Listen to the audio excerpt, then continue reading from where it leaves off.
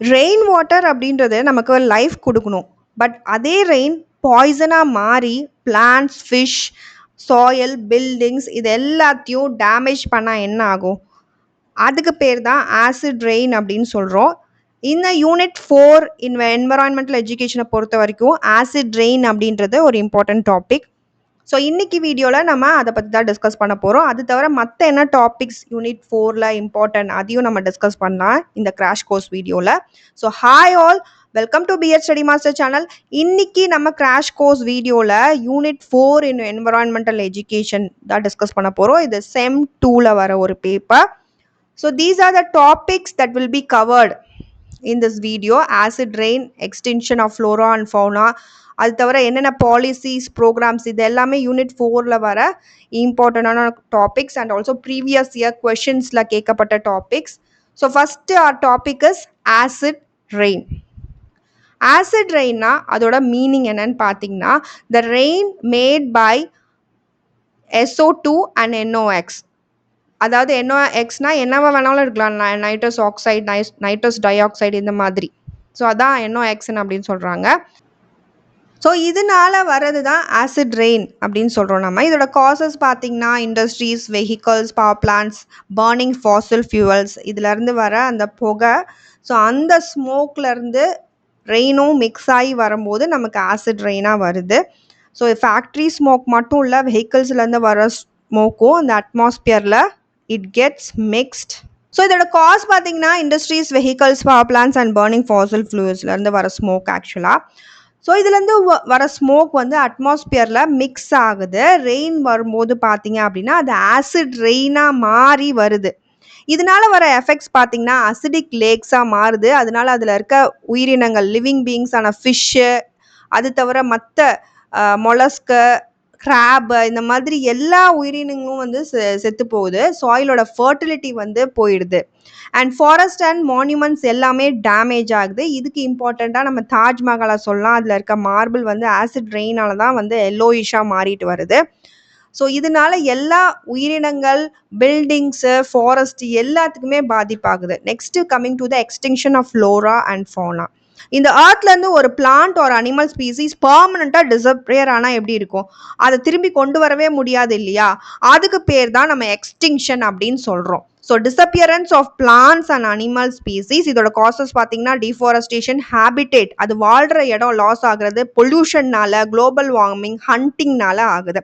இதோட எஃபெக்ட்ஸ் பார்த்தீங்கன்னா பயோடைவர்சிட்டி போயிடுது. ஏன்னா ஒரு உயிரினமே அழிஞ்சு போயிடுது. அண்ட் ஈகோசிஸ்டம் இம்பேலன்ஸ் கொண்டு வருது. ஃபுட் ஷார்ட்டேஜ் ஆகுது. ஏன்னா ஒரு லிவிங் பீயிங் அங்கே இல்லை. ஏன்னா இன்னொரு லிவிங் பீயிங்க்கு அது உணவாக ஆயிருக்கும் இல்லையா? அப்போ ஃபுட் ஷார்ட்டேஜ் வருது. ஹியூமன் லைஃப்பும் அஃபெக்ட் ஆகுது இன்டைரக்டாக. இதுக்கு எக்ஸாம்பிளாக எக்ஸ்டிங்டான ஸ்பீசிஸாக நம்ம சீட்டாக்கையும் பிங்க் ஹெட்டட் டக்கையும் சொல்லலாம். சரி, இதை எப்படி ப்ரொடெக்ட் பண்ணுறதுன்னு பார்த்தீங்கன்னா ஃபாரஸ்ட்டை ப்ரொடெக்ட் பண்ணணும், என்டேஜட் ஸ்பீசிஸை சேவ் பண்ணணும், அண்ட் பொல்யூஷனை நம்ம கண்ட்ரோல் பண்ணணும், அண்ட் ப்ரொடெக்டட் ஏரியாஸ் சஸ்டெயினபிள் டெவலப்மெண்ட்டை கொண்டு வரணும். ஸோ ஏர்லியர் நம்ம ஏரியாவில் நிறைய இந்த ஸ்பேரோஸ், பட்டர்ஃப்ளைஸ், ஃப்ராக்ஸ் எல்லாமே காமன் இல்லையா? சிட்டுக்குருவிலாம் நம்ம நிறைய பார்க்கலாம். பட் இப்போ பில்டிங்ஸ் அதிகமாக வந்து பொல்யூஷன் நிறைய வந்தனால நிறைய ட்ரீஸையும் நம்ம கட் பண்ணிடுறோம். ஸோ அதனால தான் இந்த ஸ்பீசிஸ் எல்லாமே ரேர் ஆகிட்டே போகுது அப்படின்னு சொல்கிறாங்க. நாளடைவில் இது எக்ஸ்டிங் கூட ஆகலாம். Coming to our next topic. இப்போ என்விரான்மெண்ட்டை ப்ரொடெக்ட் பண்ணுறதுக்கு ஒரு இண்டிவிஜுவல் எஃபர்ட் மட்டும் போதுமா, இல்லை நிறைய ப்ரோக்ராம்ஸு, கவர்மெண்ட் பிளானு, இல்லை லா, சட்டங்கள் இதை மாதிரி தான் நம்ம வந்து ப்ரொடெக்ட் பண்ண முடியும்னு நினைக்கிறீங்களா? பாலிசிஸ் அண்ட் ப்ரோக்ராம்ஸ் கண்டிப்பாக அவசியம் இல்லையா? ஏன்னா ஒரு இண்டிவிஜுவலாக, தனி மனிதனாக நீங்கள் இங்கே போய் என்விரான்மெண்ட்டை ப்ரொடெக்ட் பண்ணிட முடியாது. ஏன்னா அது பெரிய ஜாப் இல்லையா? ஸோ அதுக்காக இருக்கிறது தான் இந்த என்விரான்மெண்டல் பாலிசிஸ் அண்ட் ப்ரோக்ராம்ஸ் எல்லாமே. இது எல்லாமே government plans to protect the environment and to conserve the resources. இதோட தேவை பார்த்தீங்கன்னா இந்த பொல்யூஷனை ப்ரிவென்ட் பண்ணுறதுக்கு, என்விரான்மெண்ட் டீக்ரேட் ஆகாமல் தடுக்கிறதுக்கு, அர்பனைசேஷனை கொஞ்சம் பிளான் பண்ணுறதுக்கு, ரேப்பிடாக நடக்காமல். இதோட அப்ஜெக்டிவ் பார்த்தீங்கன்னா ஈக்காலஜிக்கலாக பேலன்ஸ் இருக்கணும். எந்த ஒரு வளர்ச்சி வந்தாலும் ஒரு இடத்துல அதை கிரியேட் பண்ணுறதுக்கு, பயோடைவர்சிட்டியை நம்ம பாதுகாக்கிறதுக்கும், சஸ்டெயினபிள் நிலையான வளர்ச்சிக்காகவும் தான் இந்த பாலிசிஸ் அண்ட் ஆக்ட்ஸ் எல்லாமே இருக்குது. இதோட பிரின்சிபல் பார்த்திங்கன்னா திங்க் குளோபலி, உலகமயமாக நம்ம திங்க் பண்ணோம் ஆக்சுவலாக இந்த உலகத்துக்காக. ஸோ ஆர்டிக், அண்டார்டிகாலலாம் வந்து ஐஸ் மெல்ட் ஆகிட்டுருக்கு. எதனால? ஸோ நம்ம இங்கே அதுக்கான ஒரு சின்ன ஸ்டெப்பை எடுத்து வைக்கணும். We have to act locally, அதை தான் சொல்கிறாங்க. கான்ஸ்டிடியூஷனல் ப்ரொவிஷன்ஸ் பொறுத்த வரைக்கும் நம்ம அந்த 42nd அமெண்ட்மெண்ட்டை சொல்லலாம். ஆர்டிக்கல் 48A இதுவும் இட் ப்ரொடெக்ட்ஸ் த என்வரான்மெண்ட். 51AGயும் citizen duty to protect the nature அப்படின்னு சொல்கிறது தான்.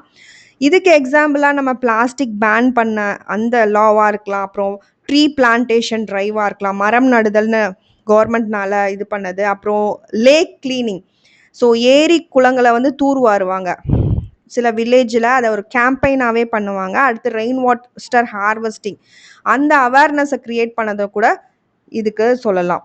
ஸோ இது எல்லாமே என்னது என்வரான்மெண்டல் ப்ரோக்ராம்ஸ் தான். நெக்ஸ்ட் டாபிக் போகலாம். Next coming to the legislation or acts. So இது எல்லாமே the laws made to protect air, water, forest and the wildlife. So அதுதான் நம்ம லெஜிஸ்லேஷன் ஆர் ஆக்ட்ஸ்ன்னு சொல்கிறோம். இப்போ ஒரு டிராஃபிக் ரூல்ஸ் மாதிரி தான். ஸோ நீங்கள் ரோட்டில் டிராஃபிக் ரூல்ஸ் இருக்கனால தான் அந்த ரோடு எந்த வித கயாஸும் இல்லாமல் இருக்குது. பட் சப்போஸ் அந்த ரூல்ஸ் இல்லைன்னு வச்சுக்கோங்களேன், இமேஜின் த ரோடு எப்படி இருக்கும். எல்லாரும் அங்கங்கே ரேப்பிடாக மூவ் ஆகிட்டு இருப்பாங்க, எந்த விதமான கண்ட்ரோலும் இருக்காது.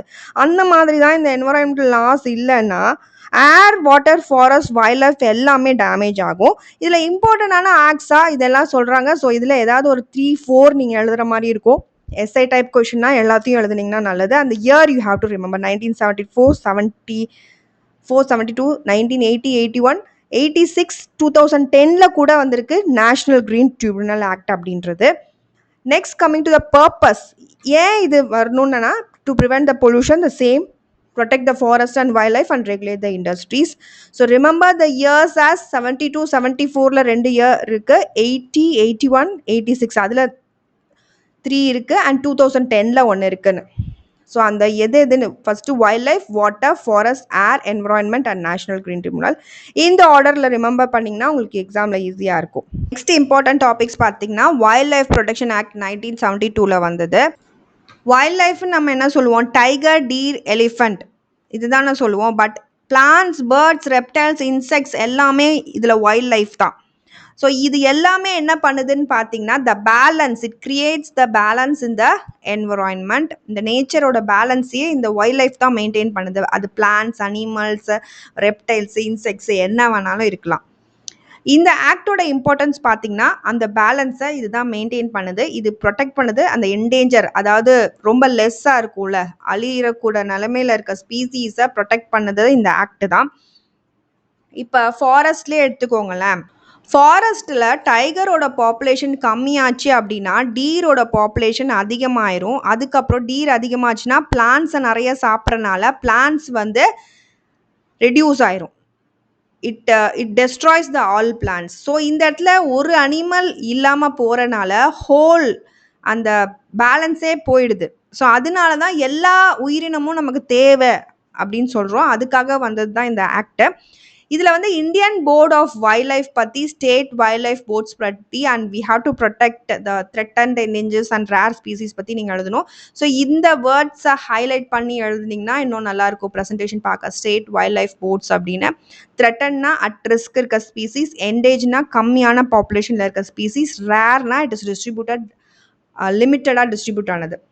ஸோ இதுபடி you have to protect the plants, animals and endanger species.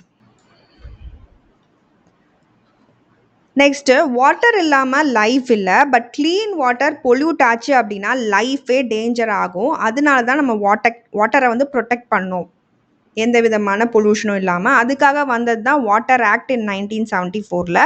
இதோட பர்பஸ் பார்த்தீங்கன்னா வாட்டர் பொல்யூஷனை ப்ரிவெண்ட் பண்ணும், கண்ட்ரோல் பண்ணும் and to maintain the water quality. இதில் மெயின் பாயிண்ட்ஸாக சிபிசிபி பற்றி, அதுக்கப்புறம் எஸ்பிசிபி பற்றி, அதாவது ஸ்டேட் பொல்யூஷன் கண்ட்ரோல் போர்ட் பற்றி, அந்த சென்ட்ரல் பொல்யூஷன் அதை பற்றி நீங்கள் ஒரு லைன் எழுதிருங்க and highlight it.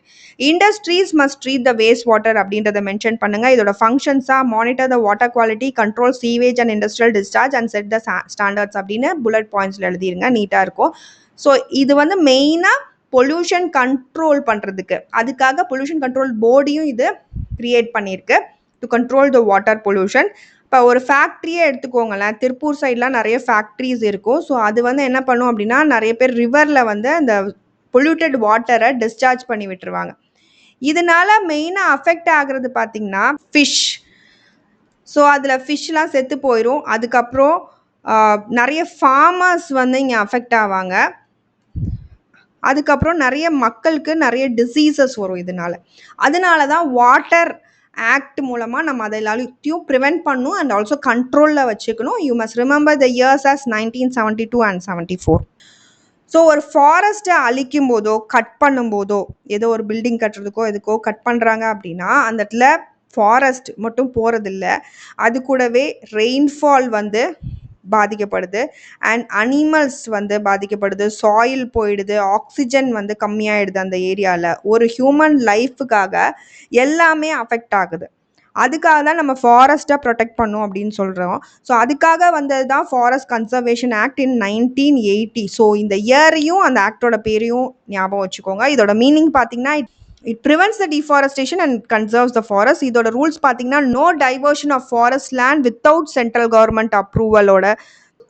Central government approval இல்லாமல் எந்த ஃபாரஸ்ட் லேண்ட்லையும் நம்ம வந்து கை வைக்க முடியாது. அண்ட் அதர் பாயிண்ட்ஸ் பார்த்தீங்கன்னா அஃபாரஸ்டேஷன் பற்றி கண்ட்ரோல், என்க்ரோச்மெண்ட்.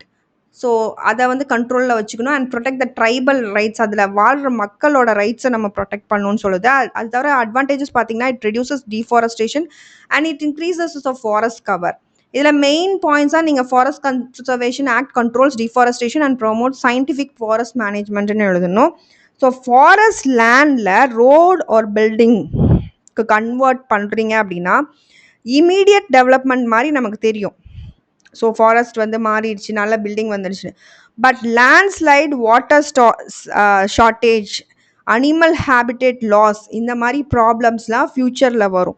ஸோ நம்ம அதை மைண்டில் வச்சுட்டு தான் ஒரு ஃபாரஸ்ட்டை வந்து டெஸ்ட்ராய் பண்ணுறதோ இது பண்ணுறதோ வச்சுக்கணும்.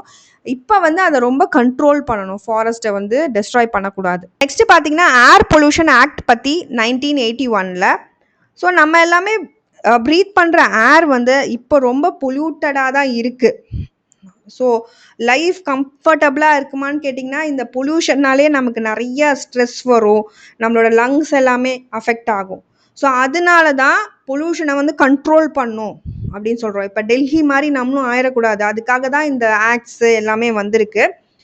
இதில் மீனிங் என்னன்னு பார்த்தீங்கன்னா இட் ப்ரிவென்ட்ஸ், இந்த ஆக்ட் எதை ப்ரிவென்ட் பண்ணுது மெயினாக air pollution and control and reduce பண்ணுது ஏர் பொல்யூஷனை. Central board it advises the government improves the air quality and it plans the program. State board என்ன பண்ணும் அப்படின்னா it declares the control areas, monitors pollution, it spreads the information.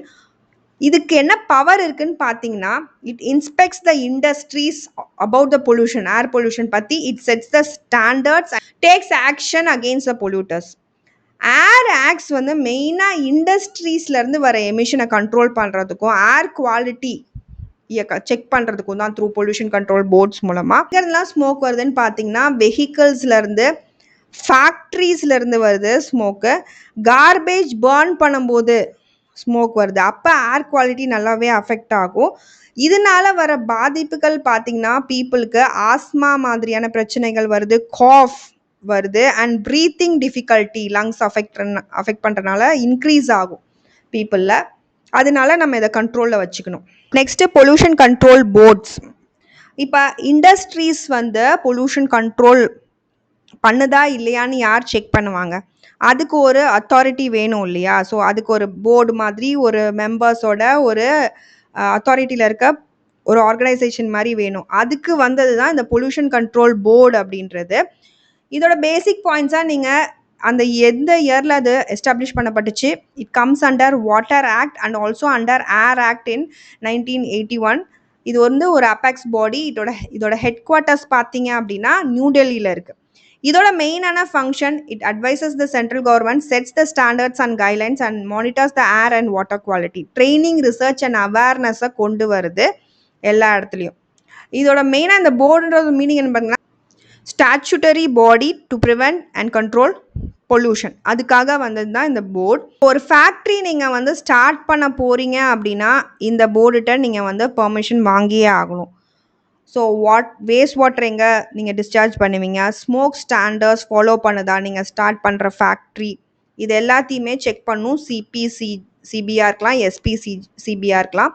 Rules follow பண்ணலன்னா இவங்களுக்கு notice அனுப்ப permission இருக்குது. Fine போடுவாங்க இல்லைனா close பண்ண சொல்லிருவாங்க ஃபேக்டரிய. ஆர்டராவே இவங்க வந்து அத உங்களுக்கு தரலாம். அந்த பவர் இவங்களுக்கு இருக்கு. Coming to the SPCB State Pollution Control Board. It implements the pollution laws, enforces the rules, monitors the air, water and noise pollution. It regulates the industries, ensures CPCB standards are followed. So Tamil Nadu Pollution Control Board பத்தியும் எழுதிருங்க. So இதோட பேசிக்கான பாயிண்ட்ஸா it is establish in 1982ல. இதோட headquarters சென்னையில் தான் இருக்கு.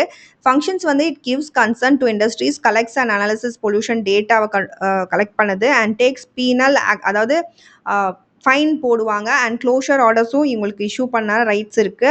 Can stop electricity or water supply. இப்போ பொல்யூஷன் கிரியேட் பண்ணுறாங்க அப்படின்னா அதுக்கான இபியை வந்து கட் பண்ணிடுவாங்க, வாட்டரையும் கட் பண்ணிடுவாங்க. It manages the hazardous waste also. CPCB அப்படின்றது சென்ட்ரல், எஸ்பிசிபின்றது ஸ்டேட்டு, டிஎன்பிசிபி அப்படின்றது தமிழ்நாட்டில் இருக்குது பொல்யூஷனை கண்ட்ரோல் பண்ணுறதுக்கு. இப்போ கவர்மெண்ட் மட்டும் என்வரான்மெண்ட்டை ப்ரொடெக்ட் பண்ண முடியாது, பப்ளிக் அவேர்னஸும் வந்து ரொம்ப முக்கியம். கிரவுண்ட் லெவலில் வந்து ஒர்க் பண்ணணும். கிரவுண்ட் லெவல் ஆக்ஷன் இஸ் ரொம்ப இம்பார்ட்டன்ட். ஸோ அதை பண்ணுறது தான் இந்த என்ஜிஓஸ் எல்லாமே. So international NGOs in environmental protection இந்த டாபிக் பற்றி டிஸ்கஸ் பண்ணலாம். இதில் வந்து NGOs or non governmental organisation working for environmental protection and அவேர்னஸ்க்காக. இது கவர்மெண்ட் கிடையாது, நான் கவர்மெண்டல் ஆர்கனைசேஷன். இதோட நேச்சர் பார்த்தீங்கன்னா வாலண்டியர்ஸ் நிறைய பேர் இதில் இருப்பாங்க அண்ட் சர்வீஸ் ஓரியன்டாக அவங்க ஒர்க் இருக்கும். லோக்கலாகவும் ஒர்க் பண்ணுவாங்க, இன்டர்நேஷ்னலாகவும் ஒர்க் பண்ணுவாங்க. ரோல் ஆஃப் த என்ஜிஓஸ் பார்த்தீங்கன்னா பப்ளிக் அவேர்னஸ் கிரியேட் பண்ணுறது, support conservation, protect endangered species, protect the natural resources, conduct environmental monitoring, act as a bridge between the people and the government. அதுதான் இந்த என்ஜிஓன்றது பண்ணும். NGO acts as a bridge between the people and the government for the sustainable development. இவங்க ஒரு bridge மாதிரின்னு வச்சுக்கலாம். Next coming to the major NGOs EFA, which works in West Africa, restores the land and forest, creates the environmental awareness. WWF அப்படின்றது founded in 1961, works for nature and wildlife conservation. It promotes the sustainable development.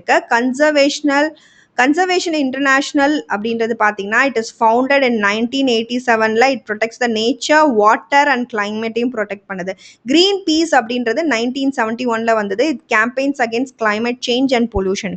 IUCN அப்படின்றது it is known for red list, அதாவது எது ரொம்ப டேஞ்சரான லிஸ்ட்ல இருக்க areas அப்படின்றத create பண்ணுறது தான் IUCN அப்படின்றது.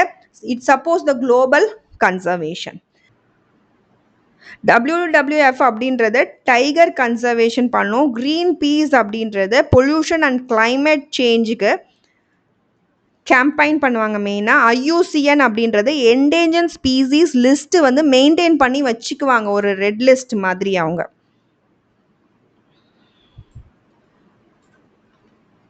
ஸோ இதுதான் வந்து இந்த டாபிக்ஸ் தான் மேஜரான டாபிக்ஸ் யூனிட் 4 பொறுத்த வரைக்கும். இதில் 10 மார்க் ஆன்சர் ரைட்டிங் ஃபார்மேட் பார்த்தீங்க அப்படின்னா first you have to write the meaning. இதில் என்ன டாபிக் எடுத்துக்கிட்டிங்கனாலும் you have to write the meaning, அதோட நீட், அப்புறம் இம்பார்ட்டன்ஸ் பற்றி எழுதிருங்க.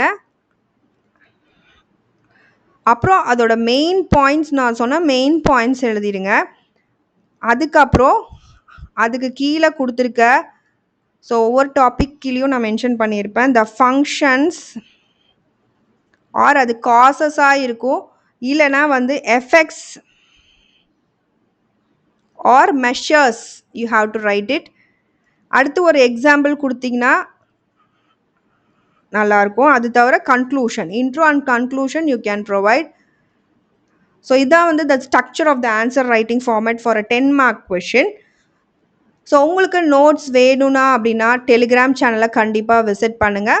So that's it. Hope you understood. Thank you all for watching my video. N video உங்களுக்கு பிடிச்சா like பண்ணுங்கள், share பண்ணுங்கள், கண்டிப்பாக பெல் பட்டனும் கிளிக் பண்ணுங்கள். அப்போ தான் நாங்கள் ஏதாவது வீடியோ முடிச்சுக்கிறோம். Happy learning to you all. Thank you.